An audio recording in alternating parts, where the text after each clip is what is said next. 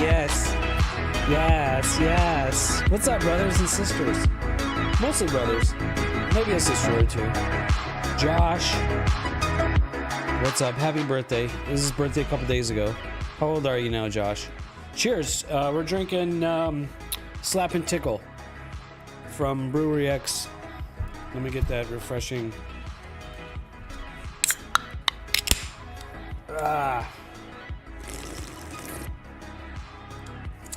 Dan ASSTRO, welcome in, brother. How are you this evening? This fine evening. How's the telescope building, 3D printing going? Is he splashy here? What's up, Splashy? Excited as always to have you here for my streams. Telescope is set up and we are up and running. One of those nights where everything went smoothly. Set it up. I got it pretty close to the polar alignment right off the bat, and away we go. Jorgensen, what's up, brother? You're racing tonight and lurking, but you're not streaming the race? Are you not streaming yet? Are you still working on that? You are streaming. Oh no, wait. You are streaming. Yeah, okay. All right, well, I'm dropping a lurk on your stream.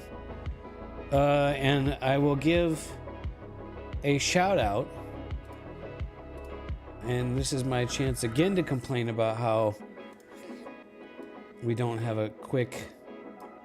Okay, I can... Ay.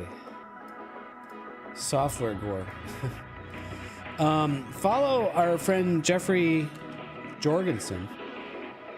Am I saying that right, by the way, Jeff? Do you go a hard J on the last name?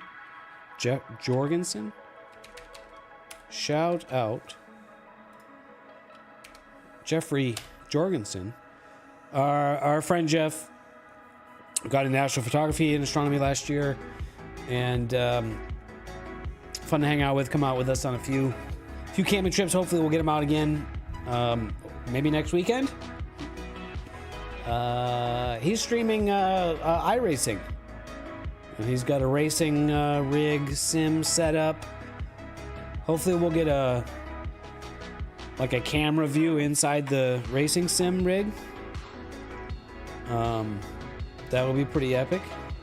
He looks like he's got a pretty sweet setup there. Go follow Jeff. I'm dropping a lurk on him. And yeah, so we are imaging tonight. Splashy, the guiding graph is looking great. I'm at 0.52 arc seconds. RMS error.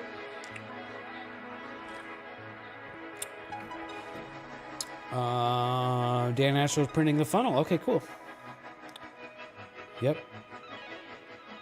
Yeah. Yes. Right on. Yeah, so we have the we're shooting the question mark nebula again. I'm getting data. I'm gonna do question mark nebula and the Horsehead Nebula tonight. And what's up, Cartooli boy? Part of me wonders when the last time you streamed.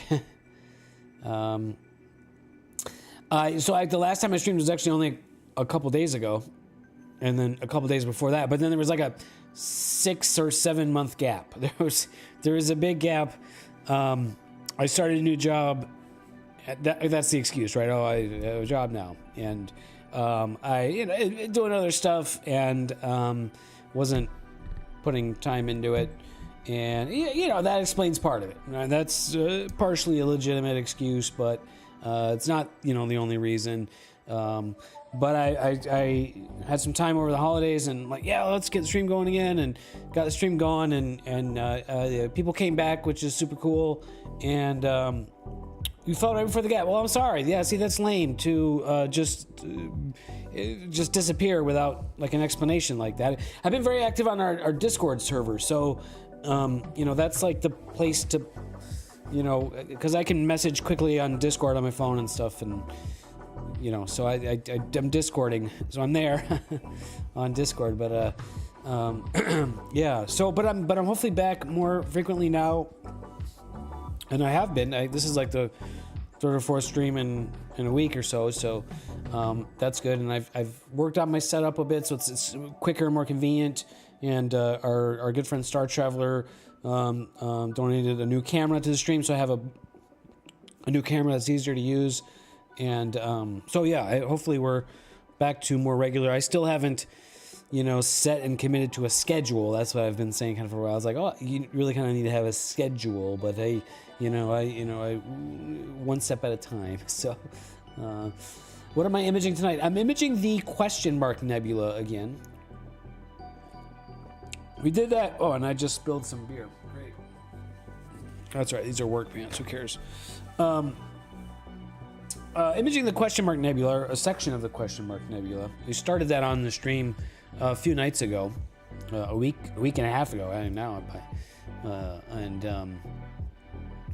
now, it is a neat region. The data I got the other night on that was not very good. It was kind of a crappy seeing night, and then there was some airplanes photobombing, which made for a fun stream because we were able to look up the flight and see which airplane that was. But it ruined the data. So, but I think it can be a good image. I just need a lot of data on it, and tonight looks like maybe kind of an iffy night too. So we'll see what we get. Also, yeah, the data that's coming in right now is it's looking kind of iffy, but it's typical like early in the day stuff. You're 3D printing that adapter again? Yeah, cool. Yeah, right on. And wow, free filament. That's cool. What kind of filament is it, Splashy?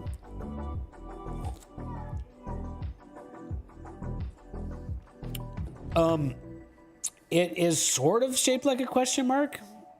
Let me see if I can find a. Let's see what I can find here.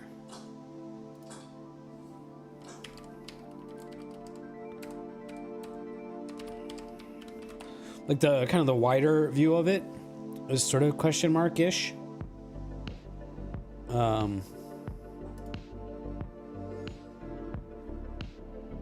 Oh, okay. This view shows pretty good.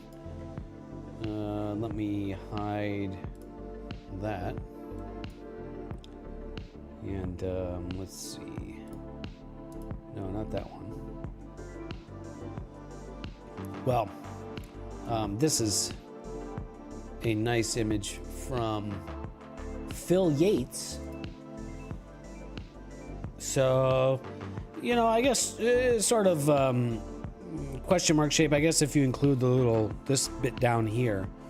I'm focusing on the brightest part here, this core. My field of view just gets kind of just this little bit, but like rotated 180.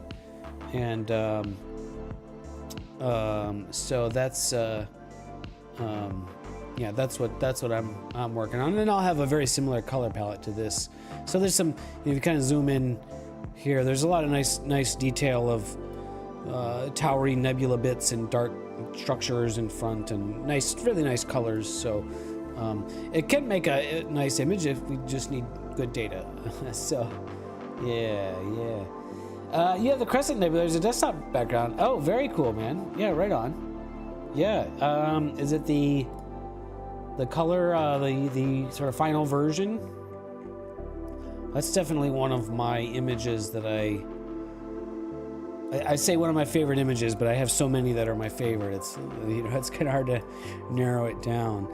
But this one, it's awesome. I like it, and it's amazing I can do it from here. But I was never really pleased with the quality of the Oxygen 3 signal, the blue data here, even though I put a lot of hours into it. But this was before I had the 3 nanometer filter, so now I have the better filters, but now this target sets right at sunset, so I have to wait a year before I can shoot this again. So I can't wait till next year to shoot that again. So yeah, that was a good one. Yeah.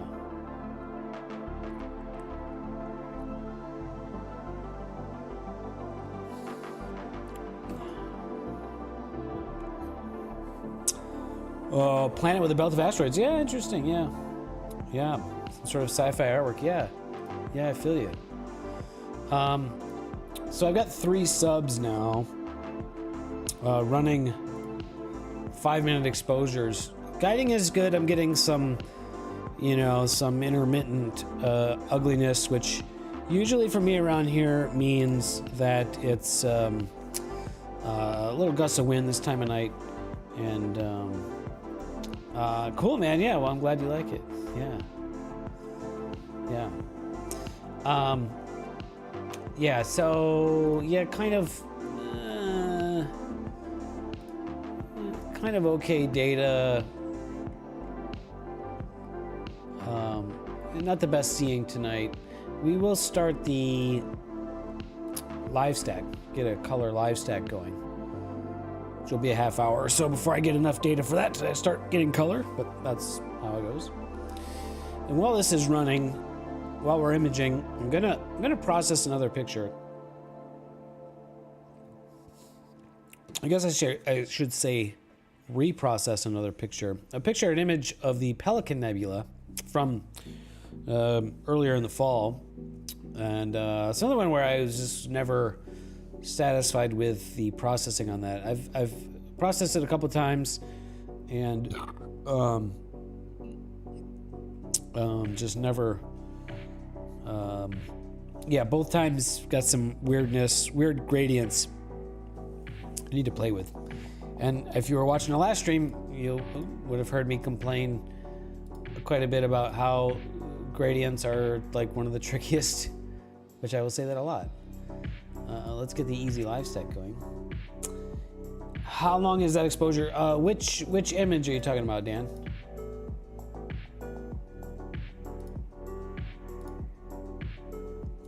Okay, 1.7. We'll get HA and start watching the folder. Yeah, I've run in 5-minute exposures. Oh man, and I'm getting not that was not in focus. I've been having trouble with that too, where I'm getting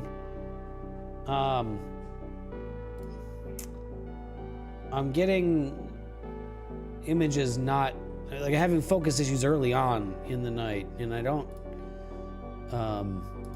know quite what's going on with that. So well, partially because of 5-minute exposure, partially because 3 nanometer filters are awesome.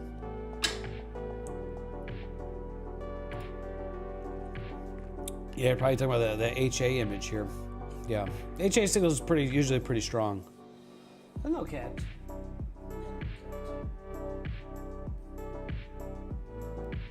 you want to come on my lap? Come here. Come on. Come on.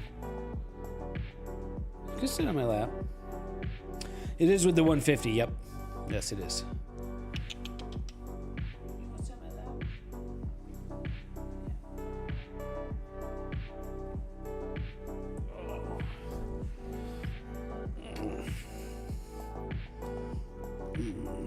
There's Mr. Cat. Yeah. Yes, meow. Did you just puke again? Yeah, she vomited. We'll have to clean up some cat vomit in a little bit. That's all right. We'll clean it up. Oh, you want to rub on the microphone? Yes, you rub your face on everything. So I just gotta stop the sequence there, and no, you don't walk up there though. You cannot. No, you can't go up there. No, you can sit on. Ow! Ow! Claws. Yes, I know. I know. Yes, that's my cat.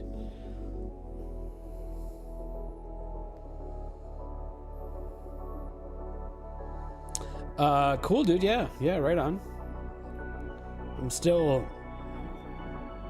very curious how you're able to snap a timing belt. Those things are like, I mean, those things can take hundreds of pounds of, thousands of pounds of force.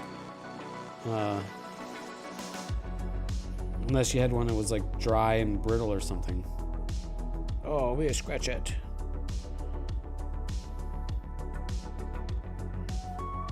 Gotta get the cat in the shot here. Yeah.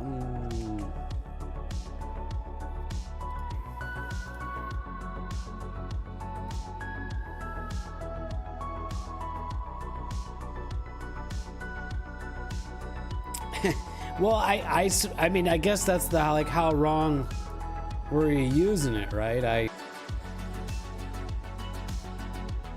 Yeah, from fraying. Yeah.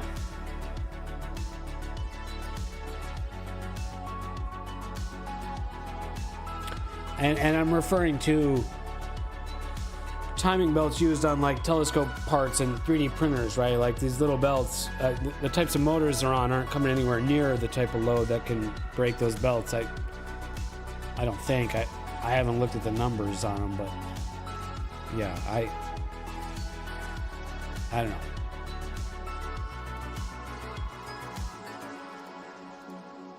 Anyways, okay, we're back in imaging. We'll have to check back in 5 minutes and see if we get some better data this time. 03. Yeah, GT2 timing belts. Yeah. Splashy's out there in pretty good darkish skies, right? So, well, pretty dark compared to where I'm at, where a lot of people are. 03, and we'll get a new S2 going. Yeah, I'm specifically referring to our guy Splashy here, which I was mistaken, but I was assuming he had brand new belts that he said he broke. So maybe I was wrong about that. Maybe they were worn. I don't know.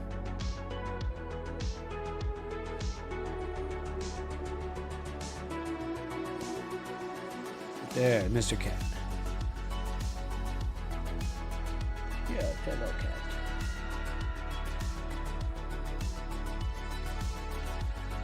They were pretty worn. Didn't you buy like a new rig or something? I don't. Okay, it was worn. Okay, well there it goes. Okay, if it's worn, it'll break. Okay, yes. Okay, got to the bottom of that one. Thanks, guys.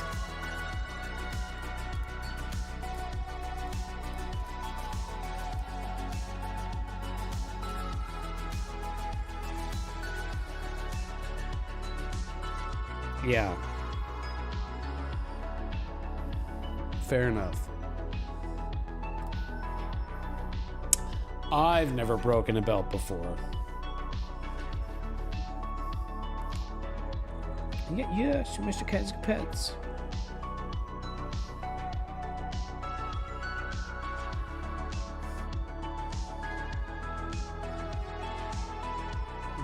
Pet.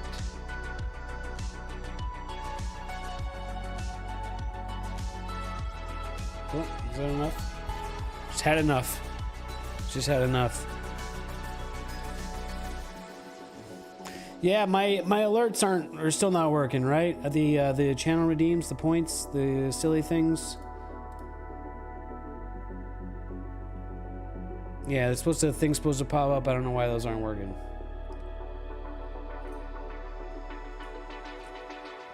You never owned anything that would require a belt, huh? Not like a telescope mount or a 3D printer or I don't know what else. I use a lot of belts in my day. Yeah, they're not working. Sorry, Dan, I forgot to look into that. I could have looked into that tonight before starting the stream, but I forgot. Back up in imaging, and the guiding is looking great. So hopefully the focus issues are worked out. Let's pop over to PixInsight. And we're going to work on this Pelican Nebula shot. Let me show you what I have on this one.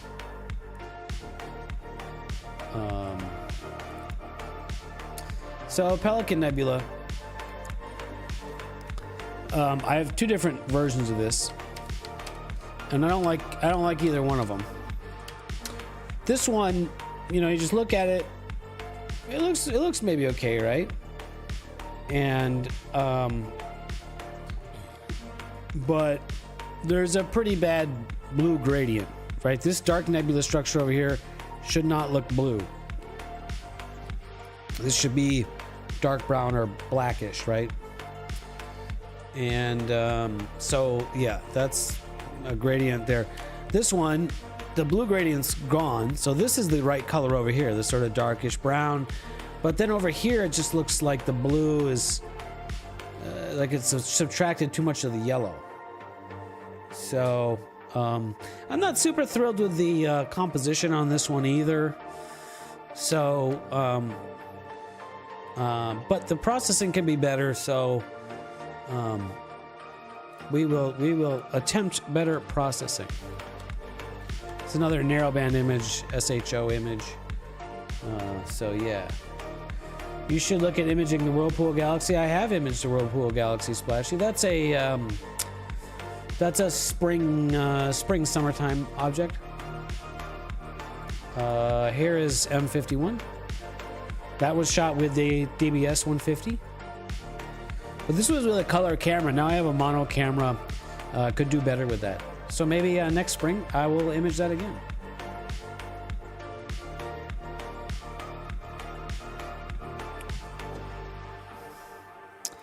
Yeah, the browner ones. Yeah. So we're gonna mainly what we need to play with is the gradient, the background gradient subtraction, and my techniques for working on these images, you know, are kind of constantly being refined and worked on, and especially these narrowband images, quite tricky. Yeah, and that image was had some H alpha in there, Splashy, not a whole lot.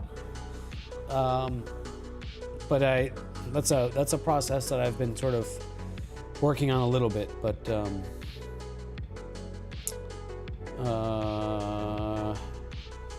increase in sharpness factor since I've gone mono.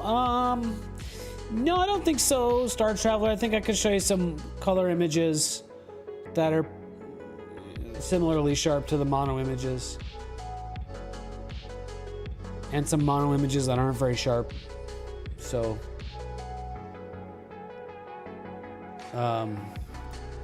you know, sharpness has to do with how good your focus is, how good the seeing conditions are, how high in the sky the object is. Heat inserts for the 80mm fan funnel are M4, Dan. So I think most 80mm computer fans will fit an M4 screw through the mounting holes.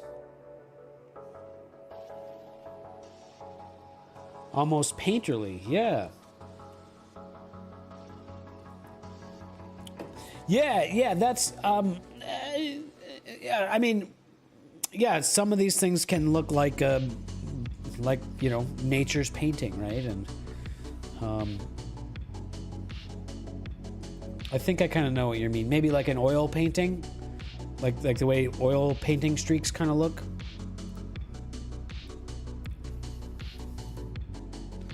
Which you would be correct that is not what I was going for. Yeah, oil painting vibe, yeah. Yeah, not what I was going for, but can be aesthetically pleasing, sure. Imaging Andromeda Galaxy for 80 hours to see how much H alpha you can get. Quite a bit. Still good time of year for Andromeda. I have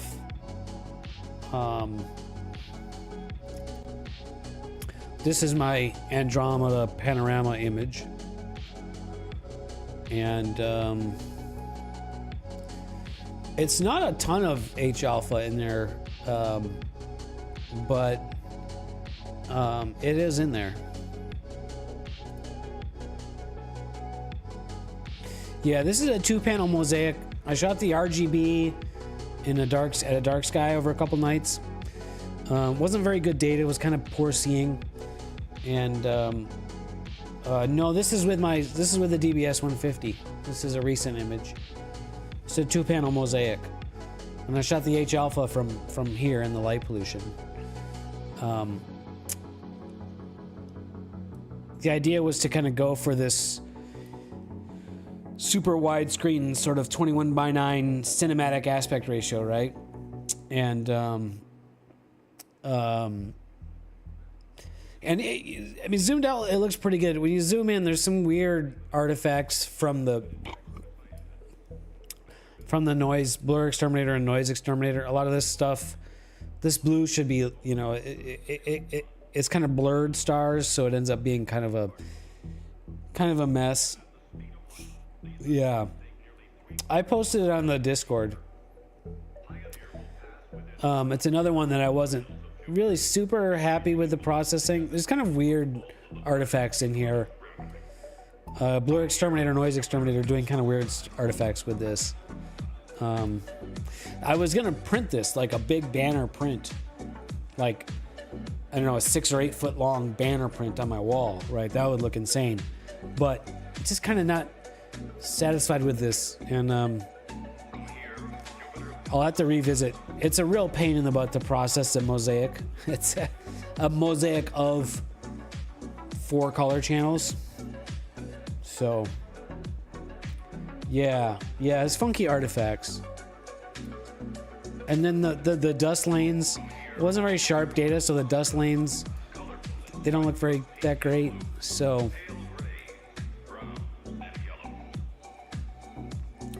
they can be. This one was really tricky. I was getting artifacts when like doing the overlay for the mosaic. Yeah, they can be pretty tedious to do. So I don't want to do mosaics anymore. I forgot to name this one HA before I did that.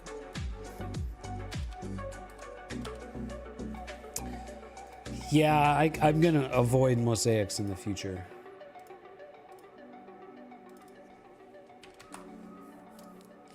Unless I had like a really good plan and a lot of time to execute on it. All right, how are we doing? Looks like we are, yes, getting better. Should have good focus. Round stars and focus here. Decent data. Looking better. Yeah, good guiding, and then I get a big bump. It must be a gust of wind, or, you know, that's pretty normal for this time of night. Especially this object is setting too, so it's not the best part of sky to be imaging this. So it's going to be tricky to get good data out of this, but you know, we'll give it a try. And it's not the best night again, so.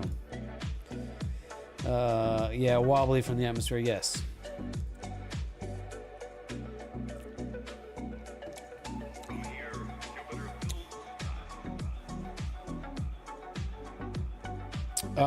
Yeah. Yeah, I mean, it's not, I mean, it's awesome. I mean, I don't, it's like, I don't know, it's kind of hard to, you're your own worst critic, you know, and it's like,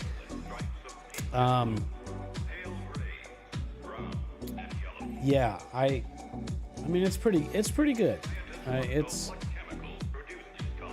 There's a lot of detail in there. To be able to see another galaxy in this much detail is pretty awesome. So, okay, so we have H, S, and O images. Now the trick is, how do we identify and remove gradients? The oxygen looks like it has a very strong gradient. And the sulfur, maybe a bit. Yeah, probably a little bit of a gradient. And the hydrogen, not much, maybe a little bit. I think what I'm gonna do is, I think these gradients are easier to identify when you have a color image. So I'm just gonna colorify this. Do SHO on the channel combination. And I'll get the colors, and then I'll look at what I got with an auto stretch and kind of make a decision there.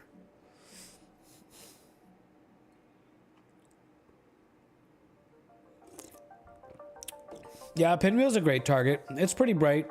It's, you know, it's you know, face on. I also have the Pinwheel Galaxy that I imaged with the DBS 150. in HARGB.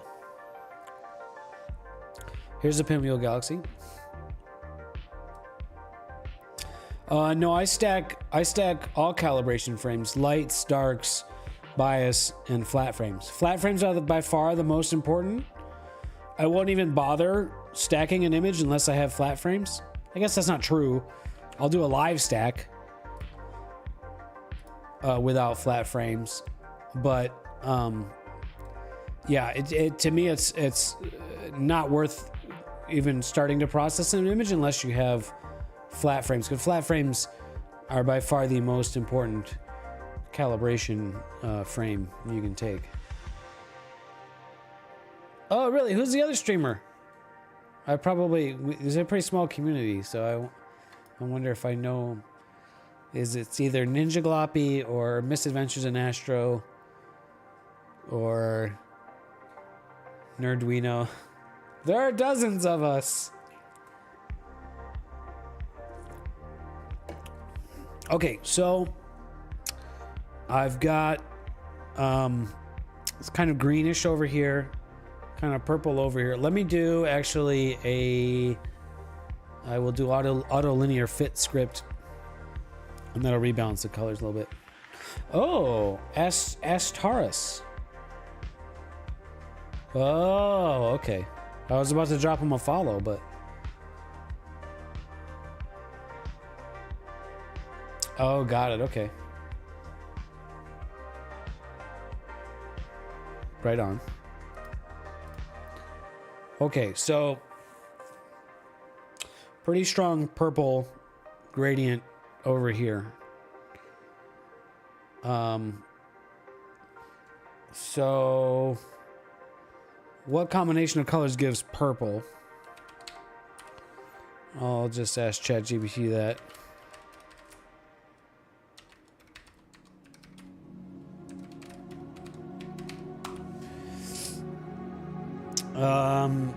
Red and blue. So that's the sulfur and the oxygen channel. Blue and red, yes. So that was what we were looking at, what we saw, right? So it's brighter over here and darker over here. And same thing in the oxygen. So bright on this left side, bright there, so that's the purple. So let's do a gradient subtraction just on those two images. And I used Graxpert last time, and that worked well.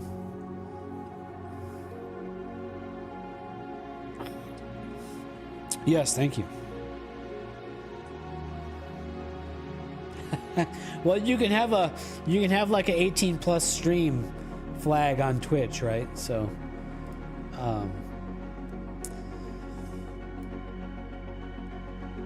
and plus, we can help, troubleshoot and walk through things, right? So there can be some usefulness to it. There's been times on stream where I've been streaming and had been having issues, and people in the chat were able to kind of help me walk through the issues.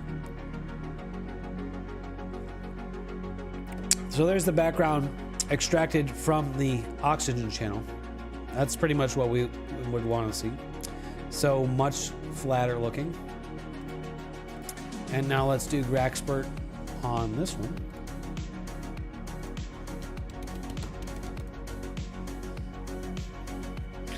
I can never remember what those color combos, what color combos give what color. It's just one of those things that I need to mix paints more or something. Hey, what's up? To a supporter. Are you imaging with a Newtonian tonight? Yes, I am. By the way, here's the sulfur. I'm imaging with a Newtonian that I designed and built, which I don't have any pictures of it handy. I can probably find some. Stand by. Yeah, so I designed and built mostly 3D printed telescopes, and that's what I'm imaging with on the Discord server. I have to look around my beer to get to that part of somewhere in the rigs. In the you can check the Discord server in the link above if you want to check out our imaging, our Discord community. We have a very cool community of like-minded people building telescopes, imaging.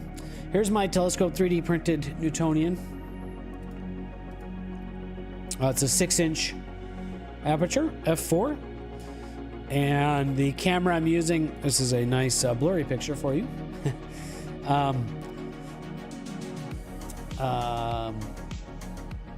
Yes, it's 3D printed new. Yep, definitely. Yeah.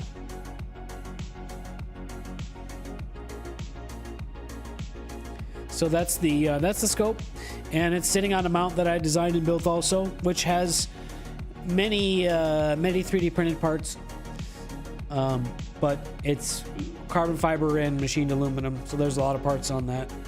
And the camera is the QHY Minicam 8, and now I have the off-axis guider that's built specifically for it. So yes, no counterweight. So I've actually experimented with adding a counterweight on this to see if it would help. It made it significantly worse. It was like, oh, get that off of there. Yeah, so yeah, no counterweights. Yes, there's Josh's place. Hey, what's up, Magistrix? Yes, much better. Still a little congested, but much better. So yeah, feeling much better, thank you. So yeah, that is the scope that's out there. I just realized this picture, I've got I think this was the first night I had the off-axis guider, because I wasn't ready to commit to it and remove the other guide scope yet. Now it's off, because the off-axis guider is working great, working really brilliantly great. Very happy with the off-axis guider. So, yeah. Let's take a look at our imaging. So this is, oh, we can go that way. We can see a little better. Yeah, it's not, I mean, not amazing data. HFR is kind of large, stars are kind of large. Could be just not very good seeing conditions tonight, like the other night when I was imaging this.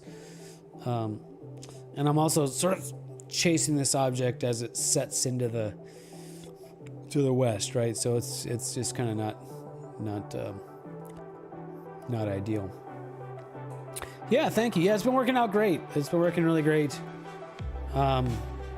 Here's a live stack we have going right now. Not a whole lot of data so far tonight, but yeah. All right, back to what we were image we're processing. So channel combo, we go S, and then we go H, and then we go O.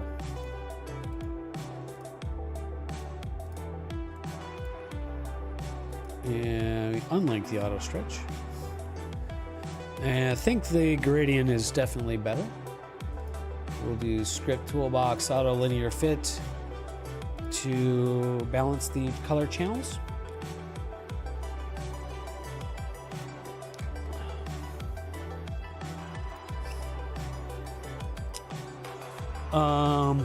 Did you stop using the Roki? I assume you mean the Rokinon lens? Yes, I stopped using the Rokinon.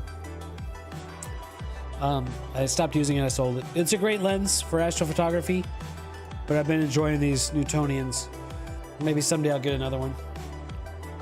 I would definitely recommend that lens, the Rokinon 135, for, I mean, somebody that wants like wider field astrophotography, or even maybe somebody who's new to astrophotography, just starting out. Small, lightweight, it's relatively inexpensive, and it's a really great, it's a like a kind of an ideal lens for astrophotography. You gotta feed the guinea pig. Oh, right on. We've never seen pictures of the guinea pig, Splashy, so if you want to share. My brother had a guinea pig, guinea pigs growing up. Okay, so still have a bit of purple over here, but not nearly as bad. So this was the first time purple and greenish. And now, much better. His name is Oldie. Ah, all right. And so now we need to background neutralize. So this is another kind of key step. Like, what do we call a neutral background? And I think I want to pull this as being neutral background, because I know this is supposed to be like dark dust, and this that's purple might still have some color. I'm going to get rid of the purple, but yeah. So yeah. So we made a preview, and we will do background neutralization on that.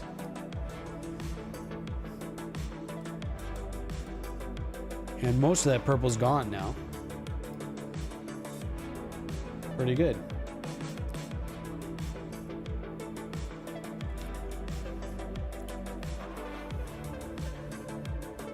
Ah,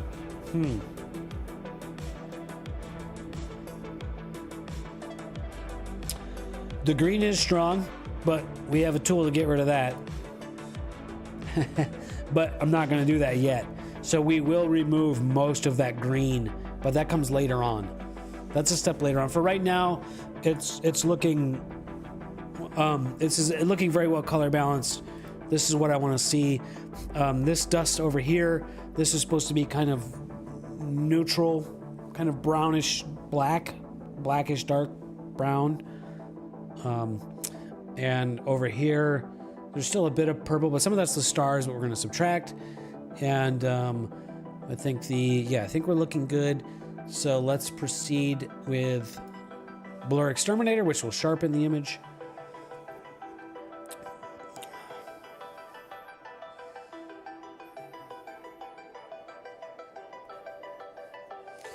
And we just wait for this to run.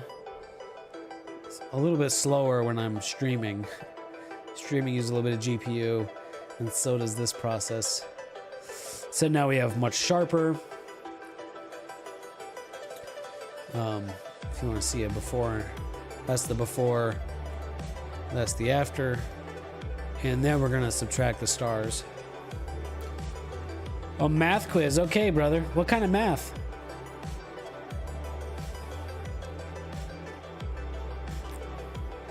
Sorry, don't feel the need to answer that. You have to go study.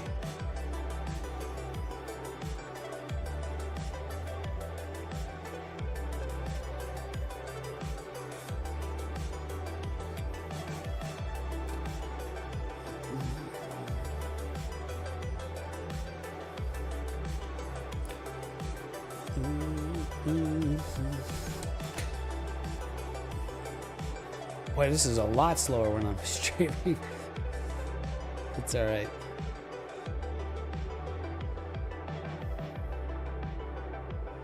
Maybe I need to upgrade to a 5090.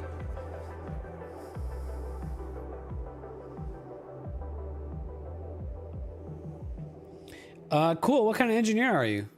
I am a mechanical engineer. Aerospace engineer by education. Mechanical engineer by trade.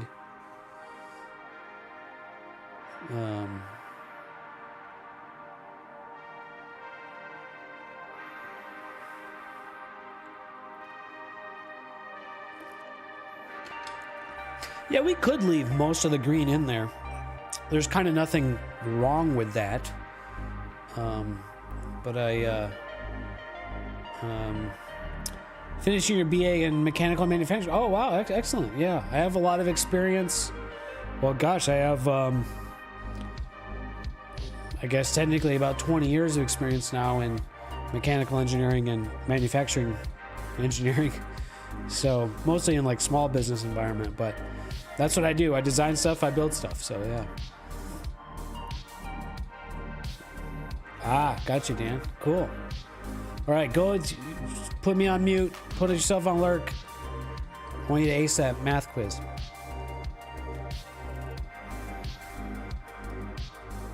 Okay, we do a little bit more blur exterminating.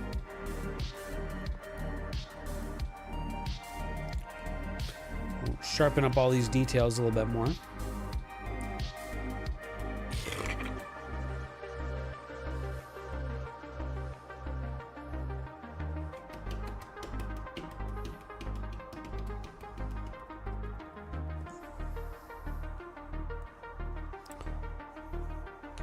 The image processing is going great, dude. Yeah, I think we've got the gradients under control. Oh wow, cool, right on. Yeah. And we moved to Germany after. Where do you live now?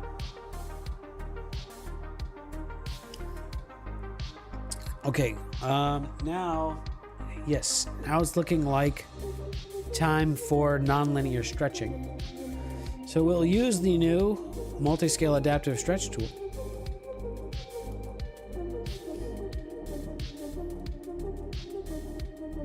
And this is the default. So we need to, we definitely bring this target back. And I always bring this up. Bring up more of that background, yeah. Estonia, wow. Damn, I can't find that on a map. I think that's a smallish, landlocked country in Europe. Somewhere sort of Eastern Europe? Southeastern Europe? I'm guessing. Well, maybe we'll look it up. No, I do not polish and coat my mirrors. Not landlocked, but yes, small. Okay. Oh, Northeast Europe. Oh. Well, now we need a map. Estonia. Wow. Well, you're the first Estonian I think we've had on the stream. We've had some Germans. Oh, okay. Okay. Yeah, this is an area of the world I know very little about. I know very little about. Estonia, Latvia, Lithuania. Yeah, okay. Just south of Finland, yeah. Yeah, there, Finland, yeah. I'll bet it's pretty cold right there now in Estonia. Not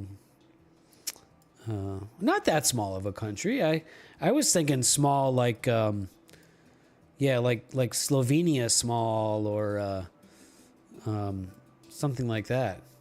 I guess it's not that much bigger. Yeah. Yeah. Cool. Well, all right. Well, I hope things are pretty chill around there. I mean, figuratively. I bet literally they're quite chill too this time of year. Hopefully not too chill. Yeah.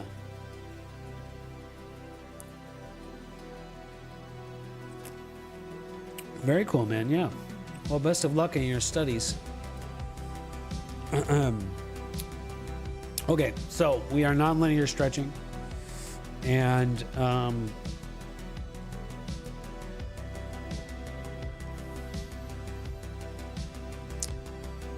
let's see.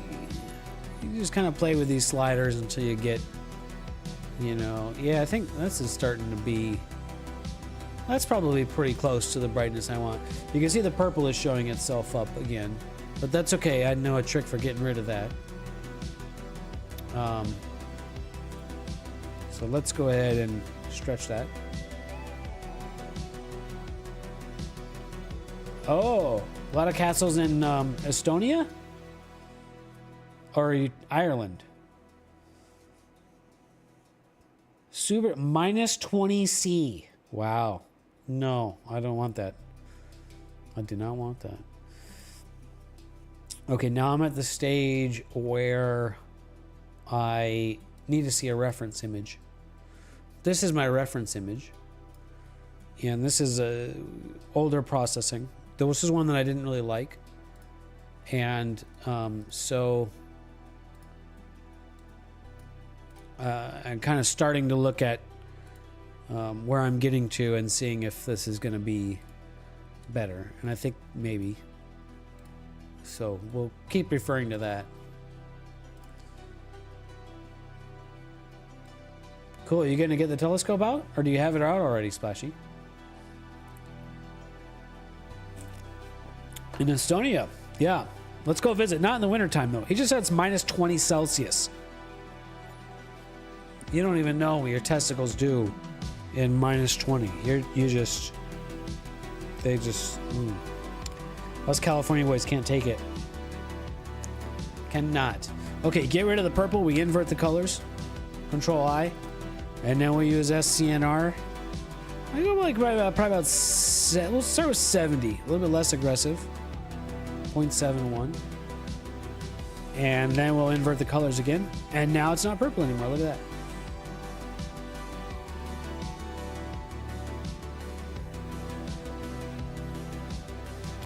Cameras love that temp, mounts not so much. Yeah, I mean, they do, but they don't need to because the camera has a cooler on it. So I would much rather let electricity do that work to run the cooler than it be ambiently that cold. So, yes. Yeah, Dave doesn't love that temperature. Yeah. Oh, wow, Kappa was a really well-preserved old town in the 13th century. Yeah. That's, yeah, that's something you don't get in the U.S. You know, in the U.S., something that's like, you know, from 1920 is old, you know, or 1850 is old. It's like, no, Europe is like, yeah, there's buildings and stuff from, yeah, 13th century and, yeah, so much older stuff around there. Okay, you want to teach aerodynamics? Wow.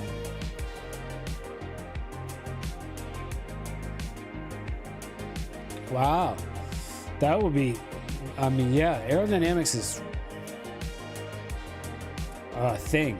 It is. You better be math mad. Yeah, very mathy. How cool can the Uranus C Pro camera cool down? I think it will max or minimum out at -20 Celsius. Splashy.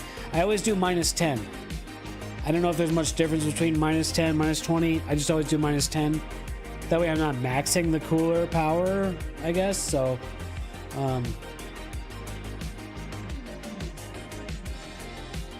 oh, so you won't even get it out if it's below, 0 Fahrenheit, Star Traveler? Okay, so let's do a little bit of, I will range select.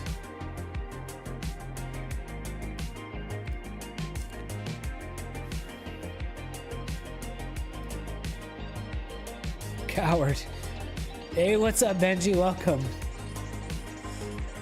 Hey, man.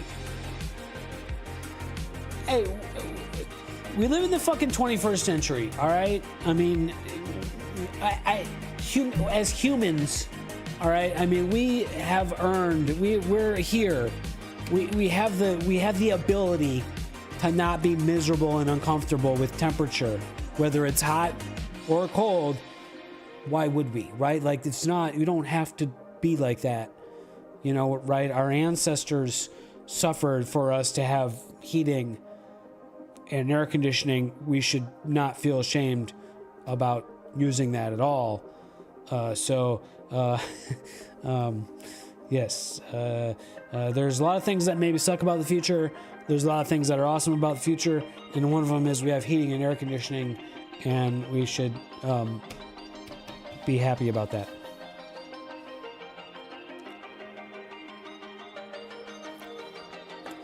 Oh, fluid mechanics, cool. Sure, hydrodynamics for civil engineering, yep.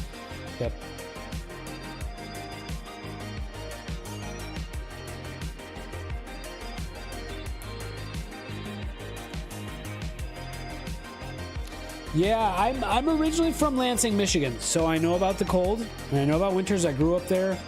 I lived there for 15 years, and then my family moved to Southern California, and I immediately just, like, that cold adaptation left to my body, like, immediately, and now, like, you know, 50 degrees is cold, 50 Fahrenheit, and yes. What's up, Misadventures in ASSTRO? Welcome.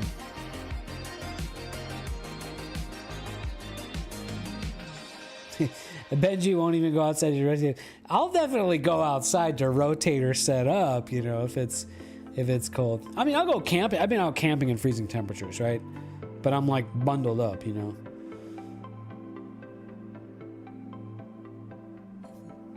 Yeah. Okay, so I've got a mask on there, and I'm going to do local histogram equalization to sort of make these details pop a little bit. Not a whole lot. It's kind of a subtle thing.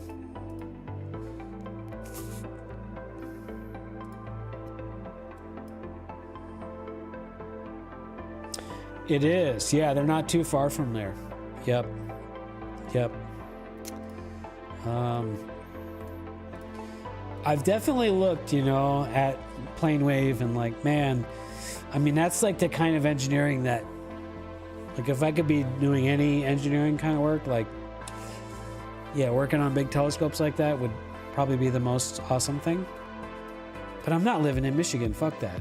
Fuck it. Fuck that for any job. You know? No. No.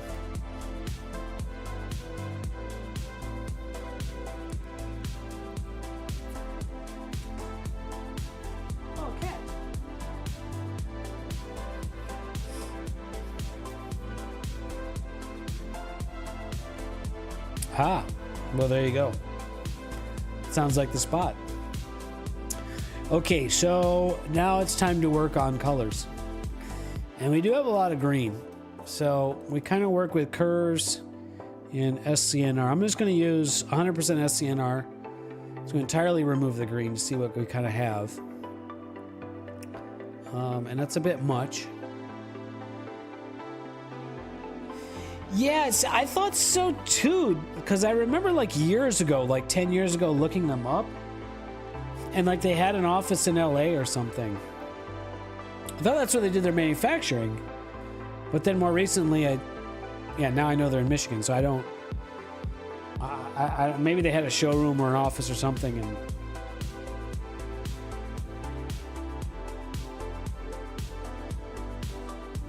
But I have a cat again.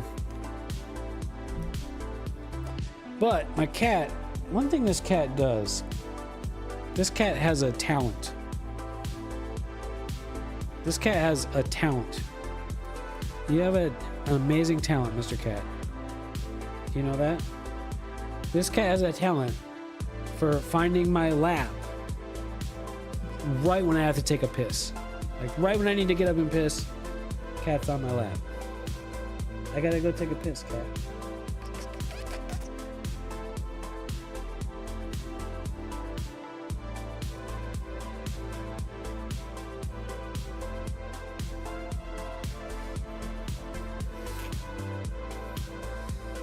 Topographical map vibes, yeah.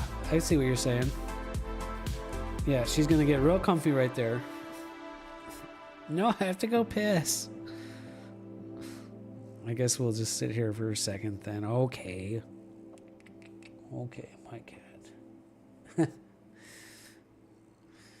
Cats are interesting. Okay, I need to go take a piss. Let's take a look at what's going on with this imaging too, by the way. Good guiding. Look at that, 0.43. Not very good looking HFR. So, not going to be very sharp, but...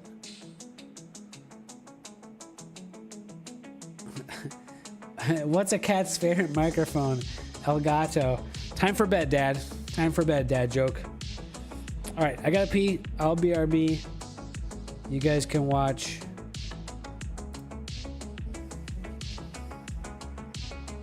Watch my guiding graph. Go to the bathroom? You go to the bathroom. Mr. Cat's water is in the bathroom, so she'll have a drink and I'll pee. How about that?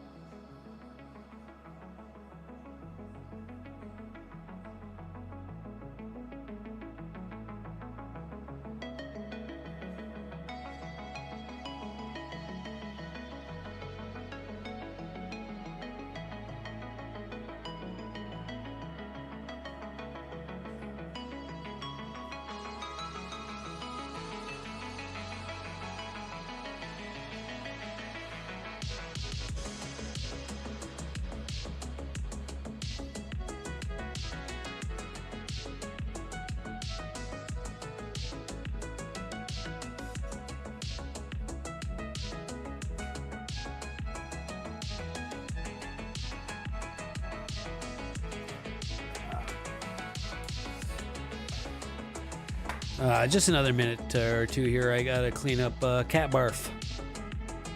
Cat barf.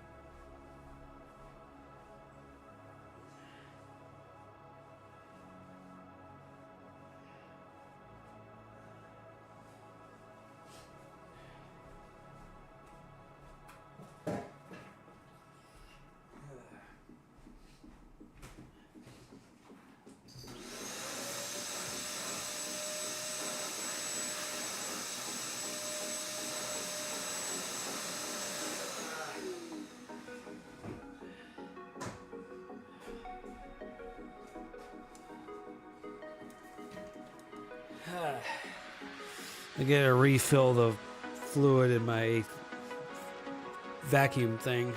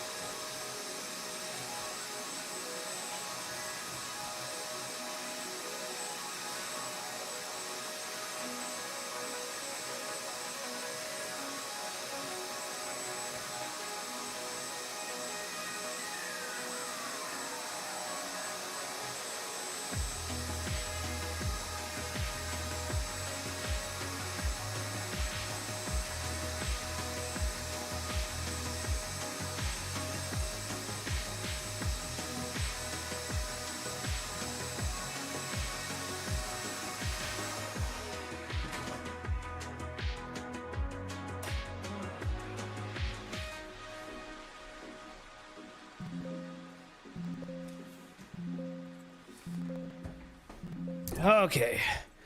All right. Hopefully that's the last of that for a little while.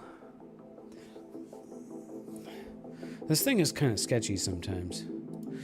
What's going on? How are we doing here? I heard PhD beeping at me, but looks like a guiding's still good. I think walking around in my apartment kind of vibrates the scope a bit. So oftentimes I get up and walk to the kitchen, I'll hear it beeping. But the guiding's still going, so I don't know what the deal with that is. Take a look at the live stack. Live stack looks pretty nice. Starting to get some streaks. That's not an airplane there.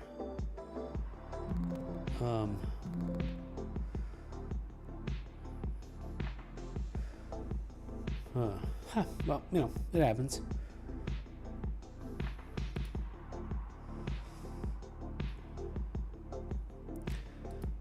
Yeah, guiding's still looking good. It could be a satellite, yeah. Yeah. It was in one of the sulfur images, I think. Oh, that one, yeah.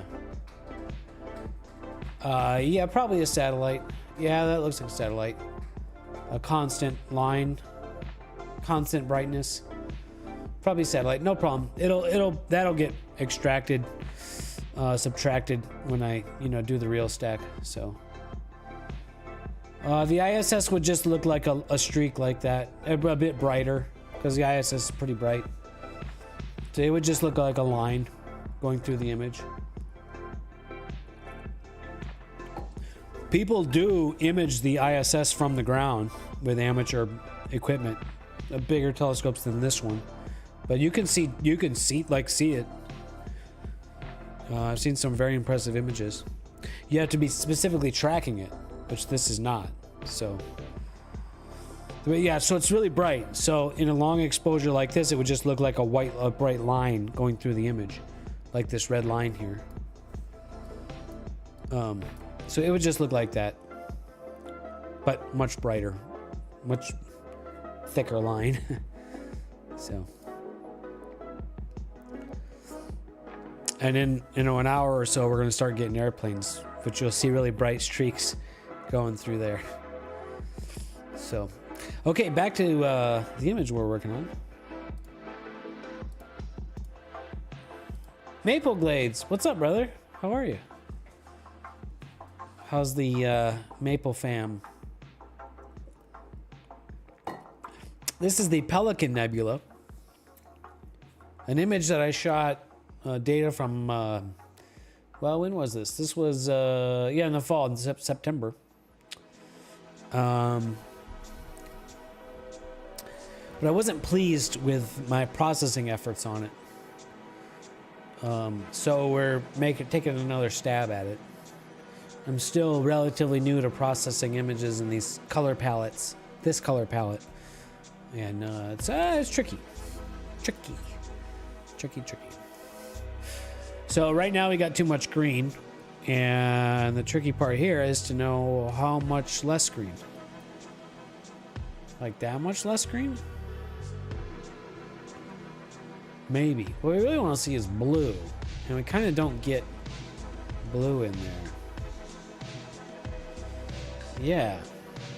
Yeah, this is the so-called Hubble palette, SHO Hubble palette, a color palette popularized by the Hubble Space Telescope imagists. They started processing images that way, and so now we can image like that too. Looks like Greystone.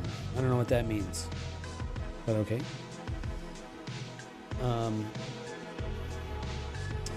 Yeah, the oxygen signal just kind of doesn't come through. It's pretty weak here, and so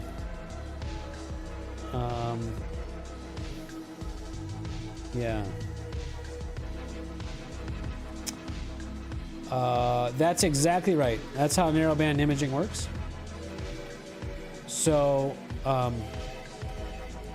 most narrowband imaging that we do in amateur astrophotography is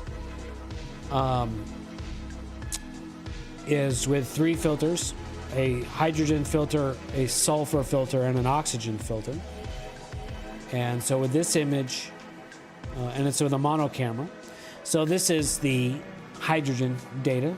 So it's a mono camera, so all of the pixels of the camera are seeing just this wavelength because there's the filter in front of it. And so here's the sulfur. And whoops. And here's the oxygen.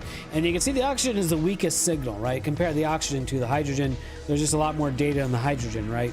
And that's typical for most targets because, well, hydrogen's the most abundant. Hydrogen's the most abundant element in the universe. So there's much more hydrogen out there. So we see stronger signals in the hydrogen filters than most targets. So that's why it's a stronger signal. So yeah.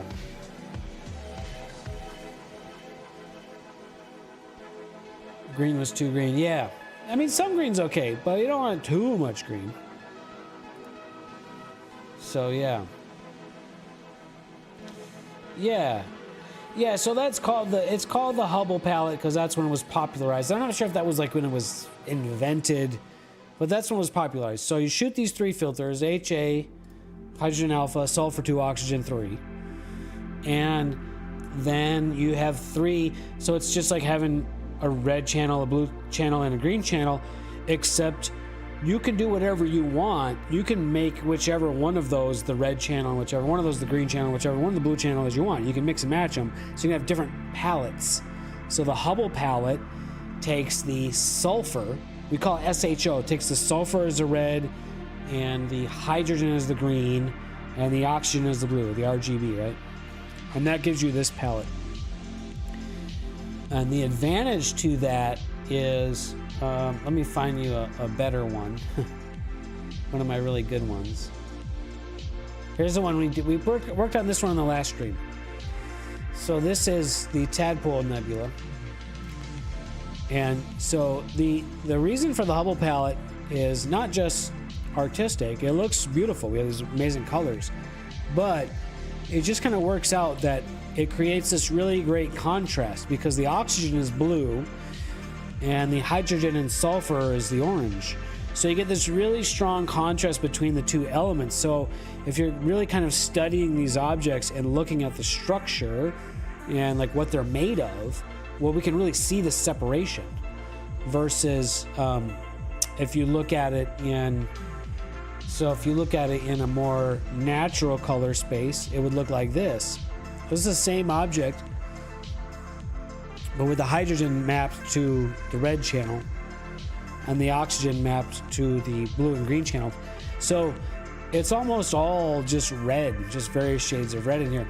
This is still really cool, but you don't, I mean, you can see the structure, but you don't get that really strong contrast of, you kind of have like a brightness, such like a contrast of brightness of varying levels of pink and red versus a contrast of colors to show this separation, right? So that's why the Hubble palette is so good.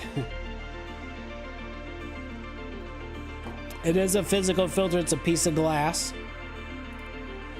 So in my telescope right now, this is the software controlling the telescope. This telescope has a filter wheel, and I can control the filter wheel here. So there's literally a wheel, a disc, that has all the filters in it. And this has 7 filters. And I can select which filter and hit change, and it will rotate the filter wheel to rotate the filter into place.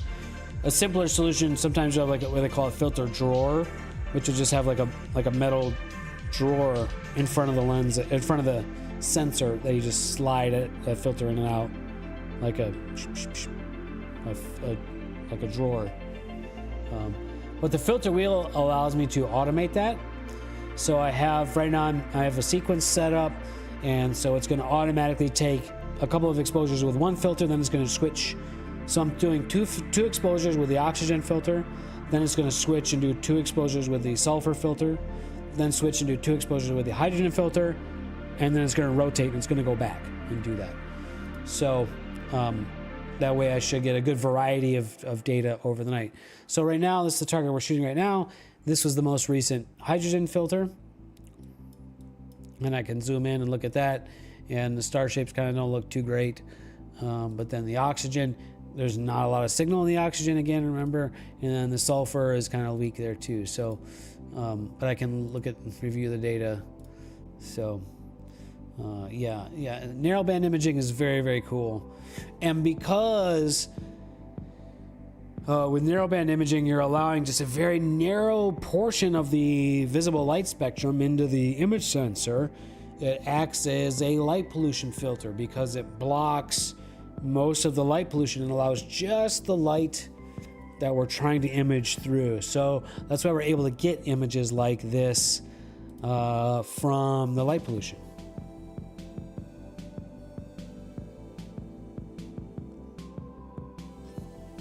Ah.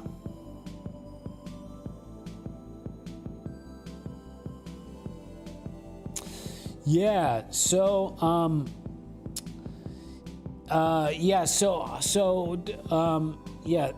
your question, I have kind of a layman's understanding of this, and I know hydrogen does emit at a couple of different wavelengths. It's not that atoms output wavelengths in light in multiple wavelengths. It's these atoms are outputting light, emitting light, because they're being excited from the energy of the nearby stars, right? So the reason these atoms, this gas, is emitting light, it's the same phenomenon in a fluorescent light bulb. A fluorescent light bulb, you have electrons flowing through, which makes the gas, what is it, like neon gas or argon gas, shoot off photons. Here it's hydrogen, oxygen, and sulfur that are emitting the light, right? So it's, I think when they're being excited by the amount of energy that they're receiving from the nearby stars, they emit at certain wavelengths. That may be total bullshit. That's my understanding. So I know hydrogen does emit in 2 different wavelengths. We call it one of them H alpha and one of them H beta. And the H alpha is a much stronger signal, and that is very red. That's in the deep red it's right on the border between red and infrared. The human eye can only see like a little bit of this red, like 10 or 20, 25% of this amount of light, right? But the camera sensor can see it. The camera sensor is very sensitive to the near infrared, right? So I think this doesn't, I don't think this counts as near infrared. It's like right on the borderline between red and it's right on the borderline of like the red visible to human eye visible red and the infrared. It's like right in there, right? That's the H alpha. Then there's H beta, which is like in the blue range. It's super red. Yes. Yes, super red. So H beta is like in the blue-green region. I think we usually don't bother imaging H beta. We image the H alpha. Most of the hydrogen emits in the H alpha, I guess. I assume, because that's what we image, right? So, yeah.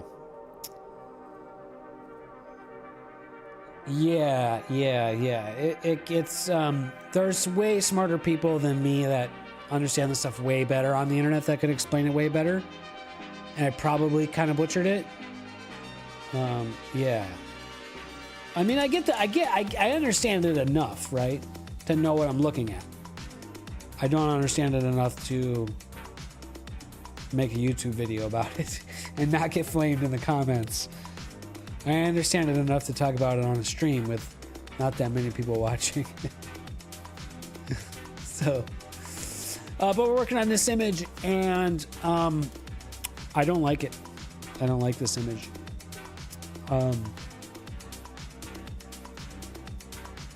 It's like, yeah, a certain level of, you reach a certain level of, if you reach a level of engagement and popularity that people are flaming you, then you're probably doing it right. So, yeah, I removed green. I need to remove more green, and I'm going to end up losing a lot of data in this image when I do that. Oh yes, of course. Oh yes, of course. Yeah, so I kind of need to remove a lot of green, and then I end up losing a lot of color. Maybe I can save that with curves. But I think what this means is I don't have enough data on this target.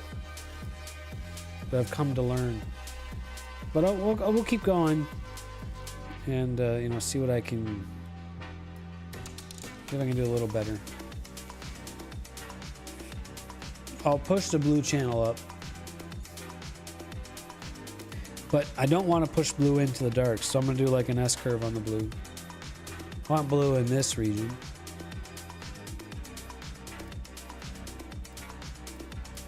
It's looking a little better. Maybe I can bring the blue up a bit more.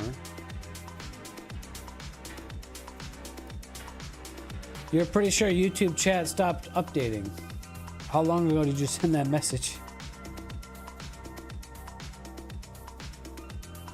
I know YouTube chat tends to have a big delay.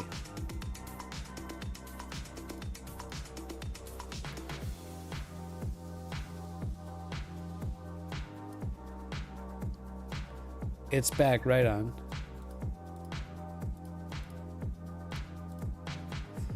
Okay, that's better on the blue.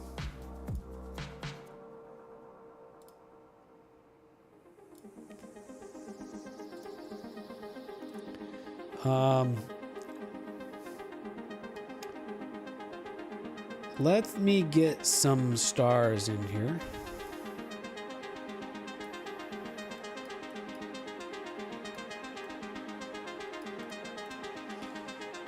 I'm going to rename that, and I'm going to use SETI ASSTRO's narrowband RGB star combination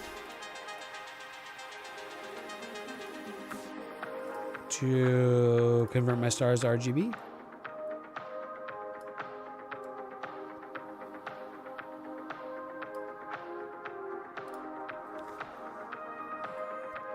A very cool tool.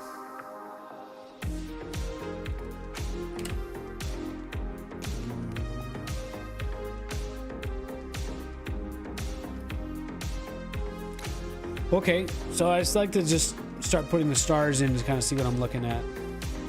And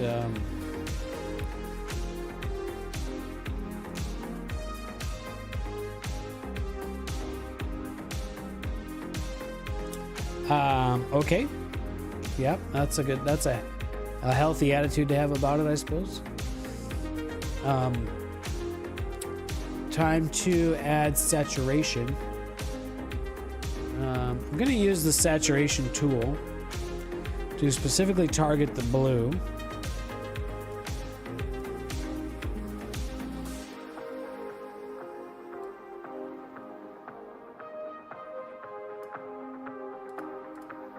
I'm going to add more saturation to the blue because I want to kind of balance that more than the other colors. I'll do this pretty often.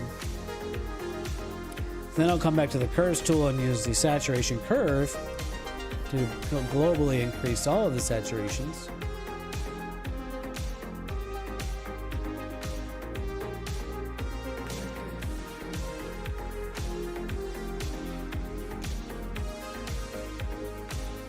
And I still have some pink and magenta in there, so I'm going to invert, and I'm going to do some more SCNR. And invert again to get rid of that magenta. And I'll put the stars back in. Let's see where I'm at. There's some truth to that quote, right? There's truth to that. Okay, so now we need more contrast. So I'm gonna do some S-curve type stuff here. Start kind of pushing contrast into it.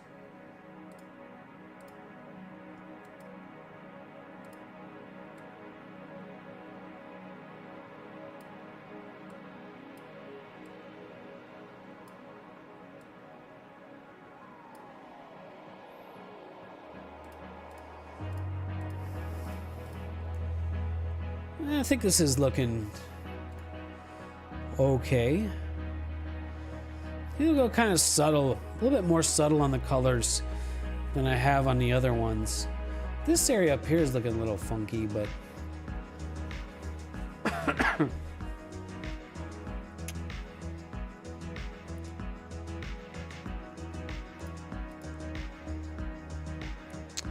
yeah, that's looking pretty okay. There's a lot of ugly bits.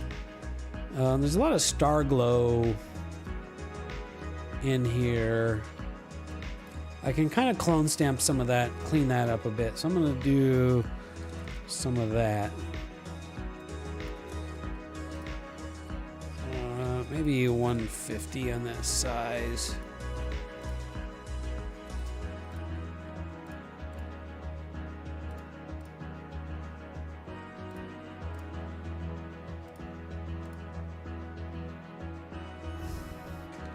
Yeah, see, this is a really ugly kind of magenta looking star blotch here.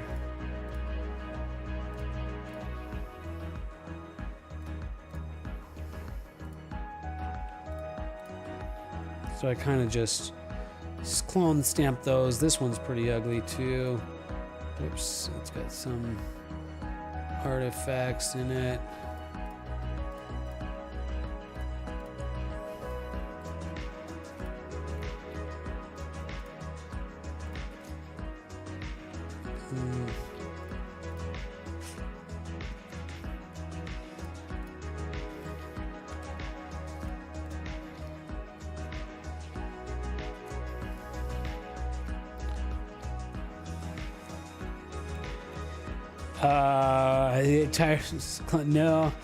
No, just cleaning up a little bit of these spots that I can see.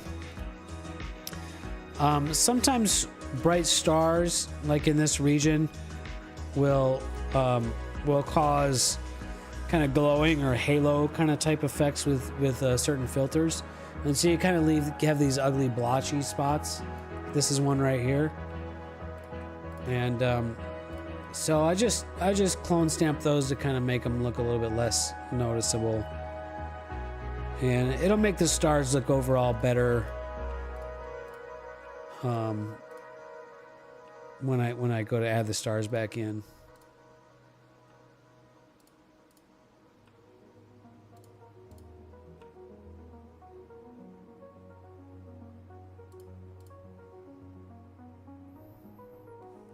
That's probably the majority of them. That's probably okay. All right, put the stars back in. This star over here looks pretty. It's really bright star. Looks pretty okay. Okay, that's what we have. Was that better or worse? Here's my reference image.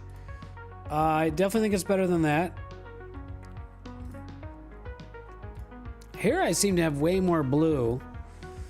Yeah, what happened on this one? This one I did like a background subtraction on the H alpha, which is why the blue is much stronger. But it's subtracted data from in here, which is why I have this weird unnatural look there. So here it's better, but then the blue is not as strong. So maybe I need to try just balancing the H alpha background subtraction.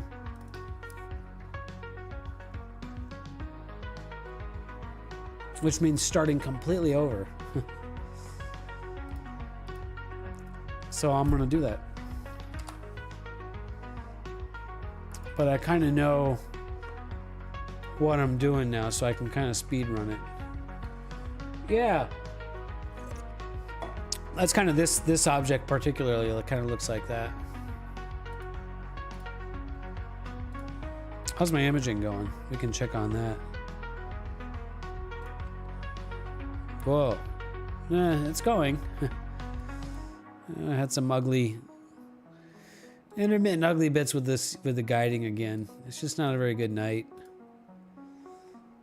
But it's the first night I've been able to get the telescope out in like a month, so not a month.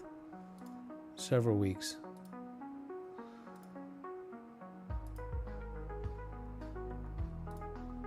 So I think Graxpert, is it subtracting out data there? Yeah. Yeah, I don't think I'm gonna like what that did. So I'm gonna try ASSTRO's automatic DBE. This tends to give a bit of a different result.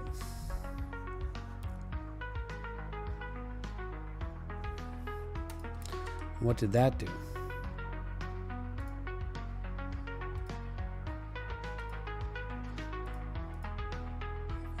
A bit different. It is late there, I'm sure, man. Have a good night. Thanks for being here. I'm glad that you found the stream again after my long hiatus. Hopefully I'll be on more. Thank you. Thank you. I appreciate you. And I appreciate you being here. Good luck with all of your studies. Yeah, you're at the point where it's no longer late, it's early.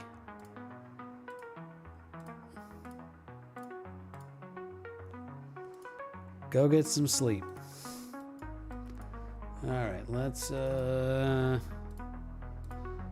look at this.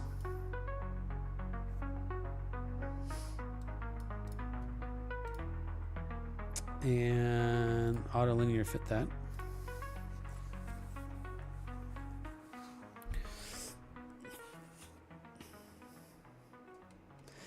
Some objects just, I don't know, some images, there are a few of these that they're good objects or good targets, but the images just they just kind of don't work out. And, I guess that's just kind of the way that it is.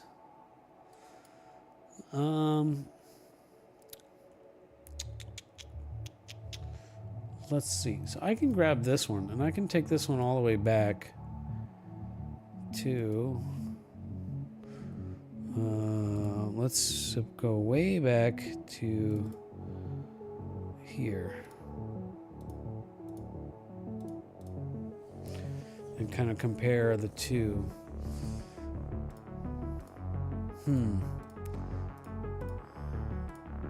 This dark nebula structure really shows up more up here. Okay, all right.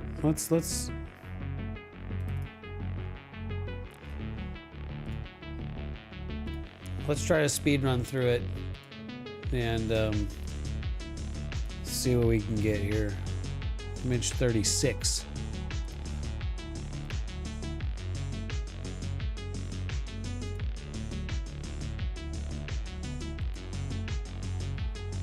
Did I do? Yeah, I did the auto linear fit on that. Okay, auto linear fit good on that one.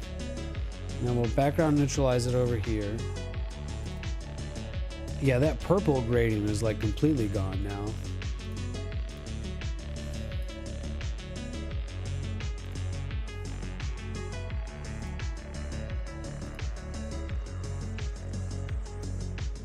Okay. Maybe I'm gonna like this better. Need some water. That's blur exterminating. I'm gonna re-up my water. I'll be right back.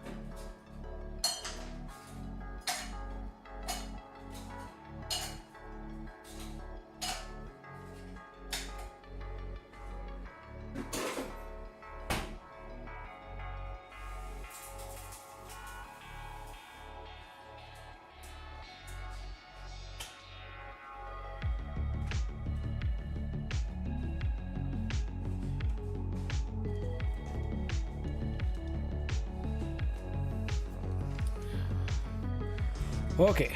Oh, cheap views on streamboo.com. Go get your ass out of here. You're fucking...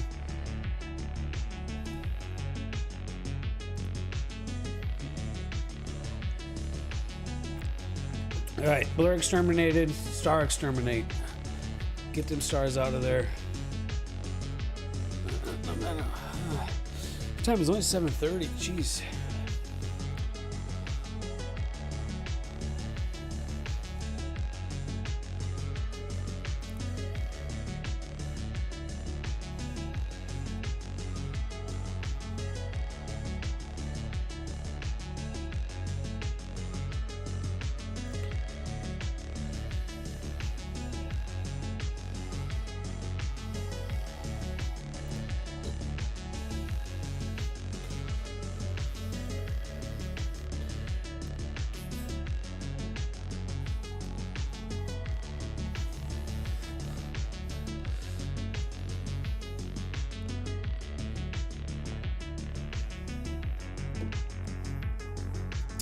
Okay, star is gone. Now noise exterminate.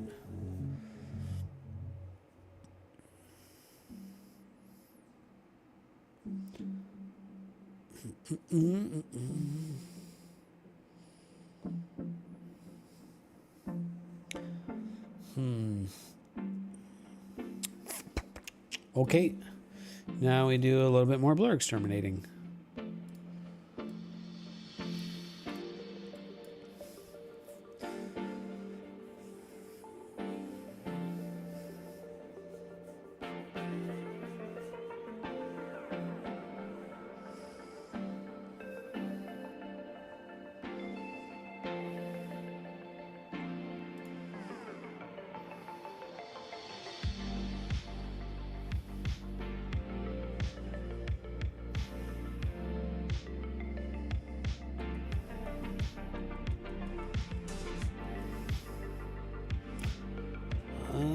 Come on, you can do it. Okay.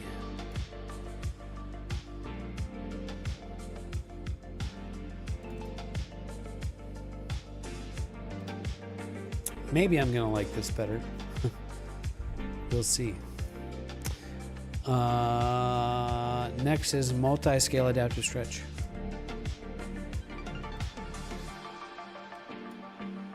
And the background, we need like, I think I did 0.25.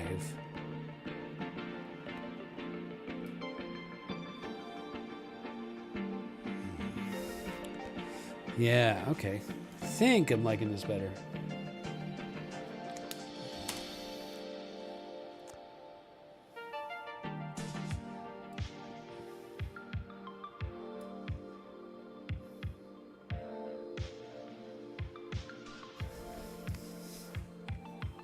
We'll go with that. Oh, wait a minute. I'm looking at the wrong... That was weird. I have the wrong image on. There we go. Reset. Okay, background. 0.24. Boy, there's a lot of purple in there. That's okay. Oh, this is a weird looking result now. Yeah.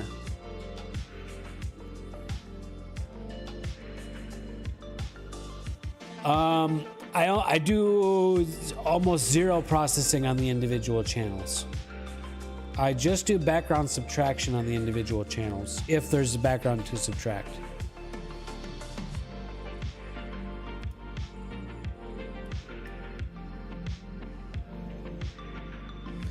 I've seen kind of various workflows going either way with that. And I think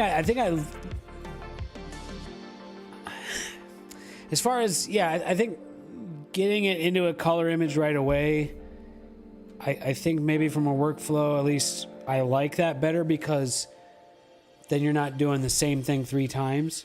You know, you're only doing one sharpening and one star extraction and one, right? But maybe that's kind of flawed. I don't know. I don't know. I kind of look for workflows. Not kind of. I definitely look for workflows that are kind of the path of least resistance. Like, what's the easiest, kind of simplest way to get to, even if it's maybe not the best way to do it, like that, or maybe, you know, if I can get like 90% of the result for 5% of the work, you know, sort of, you know, try to balance it like that, right? So,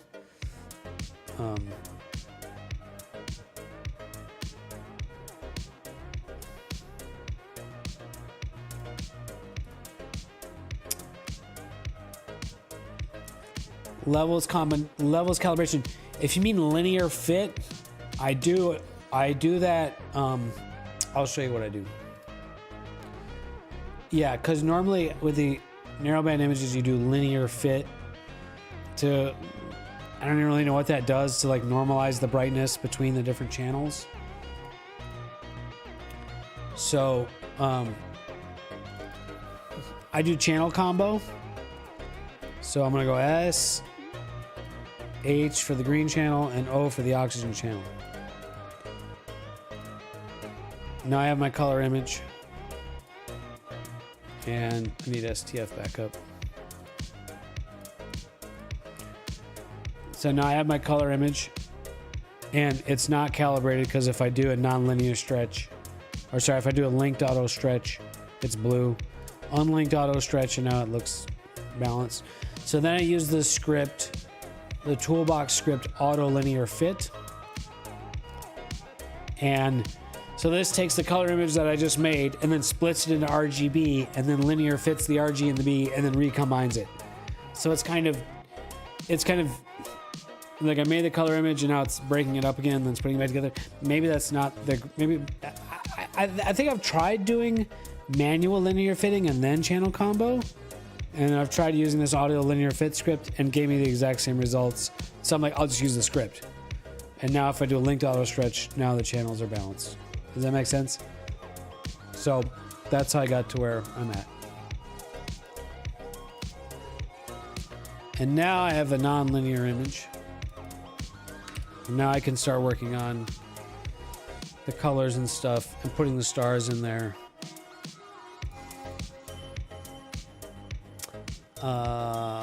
Range selection.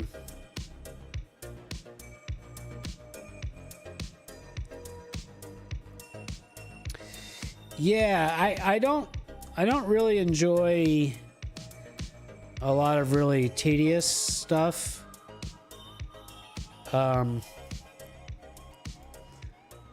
The linear fit step takes, like, it's tedious because you have to bring up the statistics tool, and then you bring up the linear fit tool, and you have to look at the statistics and look at the numbers. And like, I don't want to do that. Like, just show me, let me just do the, you know, why can't it be one tool? Oh God, now hold on. I just did something bad.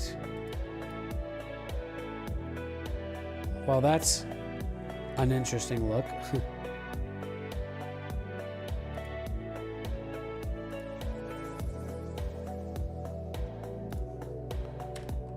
There we go, okay. I just did an invert with the mask on. That made an interesting look. That's not what I wanted to do.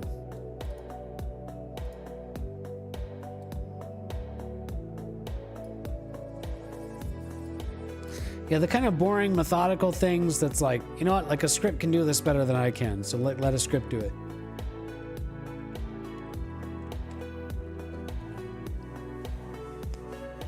Okay. All right, get rid of that, yes, get rid of that. Okay, now we start playing with SCNR. I want to remove like 70% of the green. And then curves, and then I did this with the blue channel, sort of in the midtones and the highlights. And bring it down on the darks.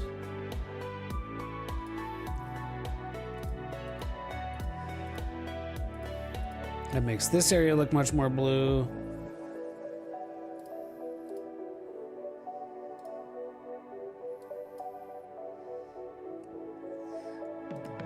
Right? Yeah.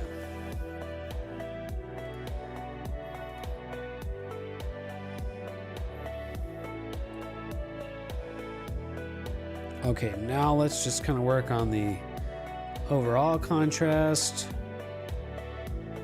Definitely needs to be, the darks need to be much, much darker.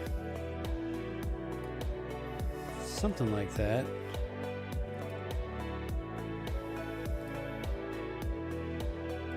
Let's push some.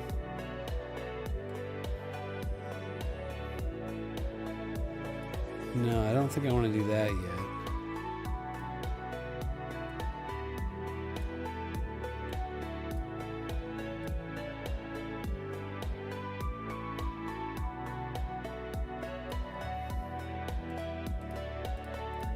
Really kind of darken the darks there. And then let me take the saturation tool and I'm gonna target just the blues. And I'll bring the blue up.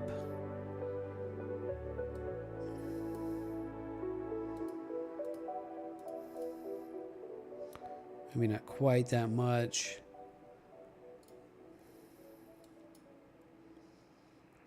Then I'll come back to here. And then I'll just push some,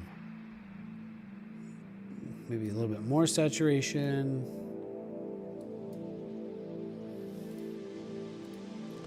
And then maybe just a bit more contrast.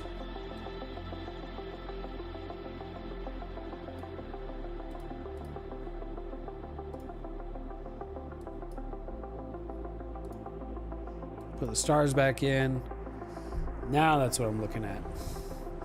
Again, the blue and the green, the blue is really muted in here. But, you know, that could just be, you know, that's how the object looks. It's not a very strong oxygen signal.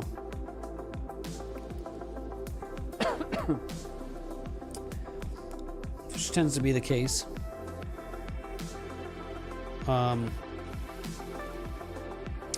Do I like that better than this one? I think definitely. There's like a big green kind of, it looks like there's a green filter over this right here. This looks much cleaner.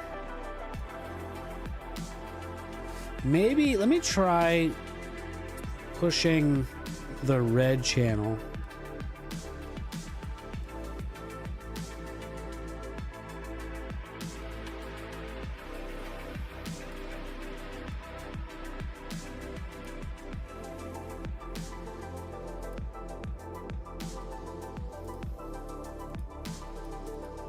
I lose the green and the blue when I do that, though.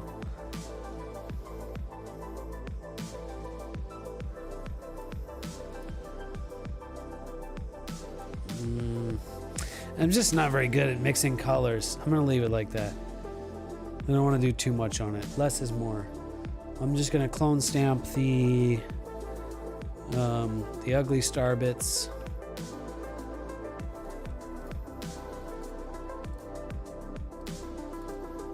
Oops.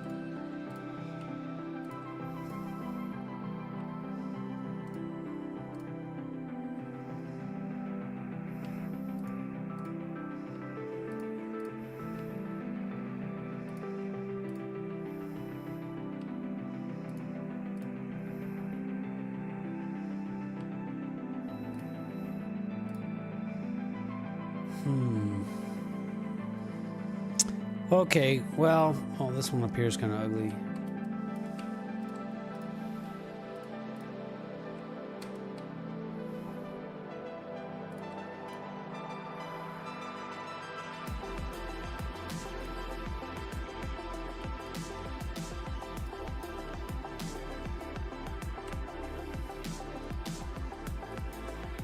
All right.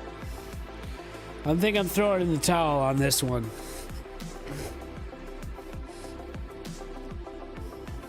Is that better?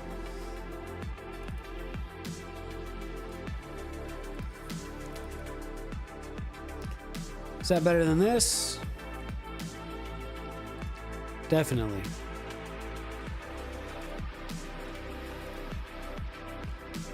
Is that better? Do I like that better than my reference images? Where the heck are those? Here.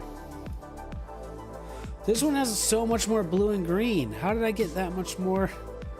But this is probably better. Like it's too much blue and green. Like in here, it's not natural. I think this looks better. This is like fake blue and green somehow. And then this one has that similar sort of green overcast, and the blue down here that's ugly. I think that's kind of how this region looks too. There's just not a huge contrast between the hydrogen and the oxygen in this region. So I think I'm gonna save that. I think I'm gonna just, I still don't love it. I don't love the composition. I don't love the colors.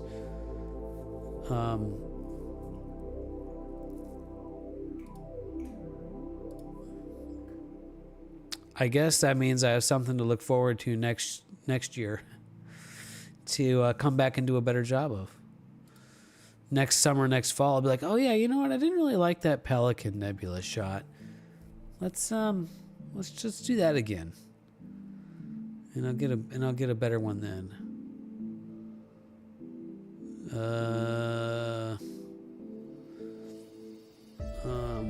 Oh, this is. Where is it? There it is. Okay. Oh, it's 12 hours of data. So it's not a whole lot of data, too. I think these narrowband images for me start to really look great when I get 25 plus hours.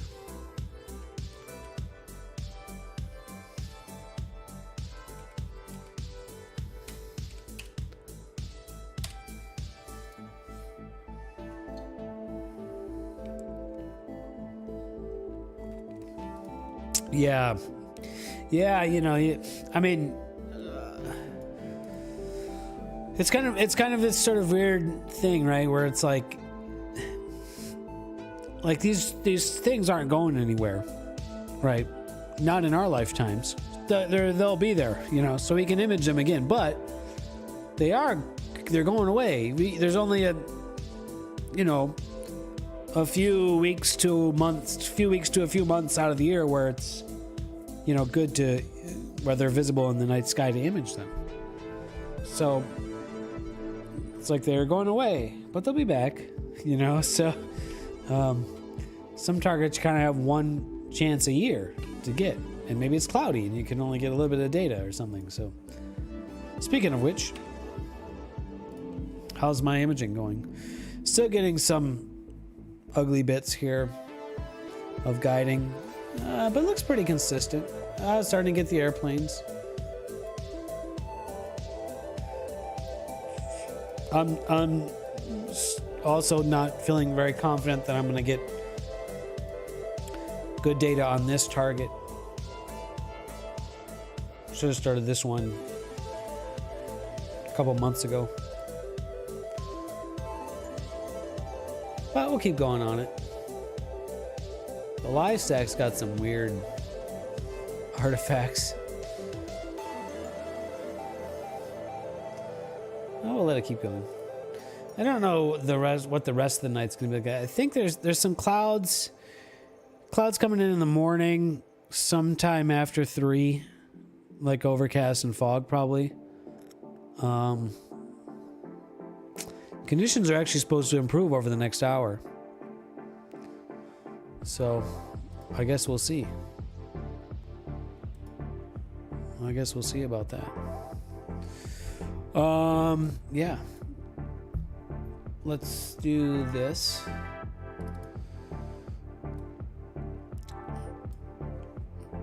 I like to just open them up in the Windows photo viewer, because then I can just quickly scroll between them like that.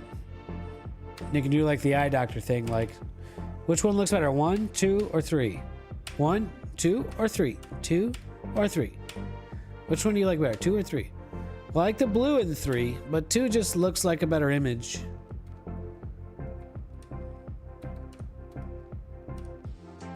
Three, I like the blue, but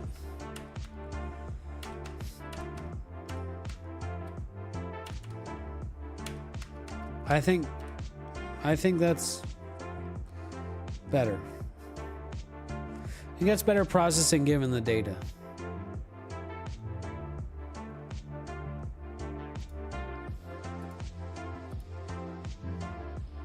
So, is what it is. What time is it? 8 o'clock. I think I'm gonna get off of stream. I think I'm gonna bounce off. I got a couple of things, chores to do tonight, and I'm kind of tired.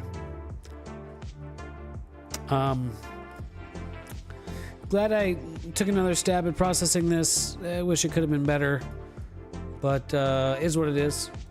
I'm closing that. And we'll keep imaging tonight, and maybe we'll have another stream and process some more data. Good night, Misadventures in Astro. Thank you for being here. We're gonna raid Jeff Jorgensen, who's got some iRacing going. So the few of us that are here, stick around and let's raid.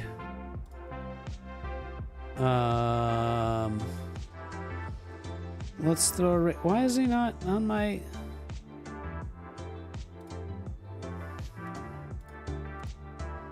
Is he not live?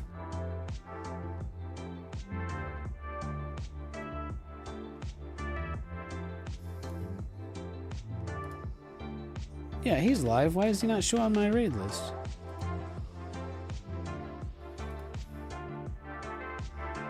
There he is.